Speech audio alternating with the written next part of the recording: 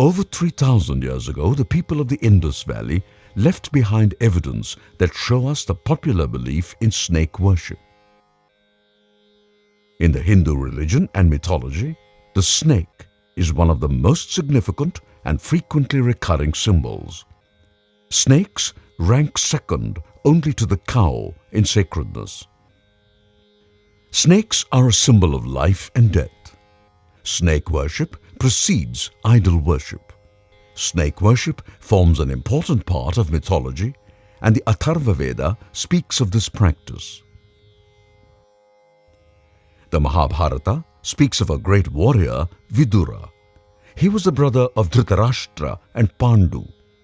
Vidura was famous for righteousness and moral judgment. The ancient text Viduranidhi is the guide for dharma, righteousness. After the great Kurukshetra war, Vidura, who witnessed the great bloodshed, was disturbed. He asked Lord Krishna a means by which he could get salvation. Lord Krishna asked him to undertake a tirthayatra or a pilgrimage to the major holy rivers. Vidura completed the pilgrimage and finally reached the hermitage of Maitreya Maharishi. Here, he continued the penance on the river bank. One day, during his morning prayers in the river, he found a small sapling. He decided to offer the sapling to Surya, the sun god.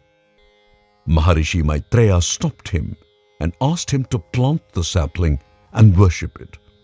He told him that this would give him the salvation he has been seeking. Vidura followed the Maharishi's words. The sapling grew into a great tree. This was Anashwatha, or the sacred fig tree. Among trees, the Ashwatha is the most important. This is the same Bodhi tree under which the Buddha attained enlightenment. It is said that those who worship the tree will be blessed with all they desire. Vidura soon achieved salvation. Thus the tree and the village were later named as Vidurashwatha, or the tree of Vidura. The village is 86 kilometers from Bangalore. At Vidurashwatha, the sight of hundreds of snake idols reaffirmed the strong belief in snake worship even today.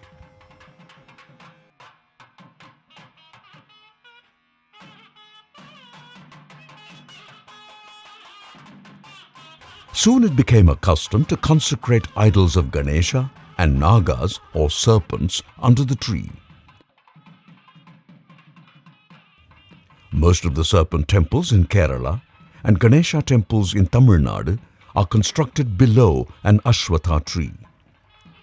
Snake worship is closely related to childbirth.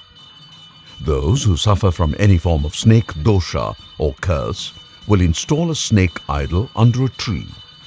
They will then pray to the Nagas for forgiveness and to bless them with a child. The power of the snake shrine at Vidurashwatha became famous, and hundreds of devotees have installed idols. They visit the temple regularly and perform pujas. Many visit to thank the Nagas and the tree of the gift of a child.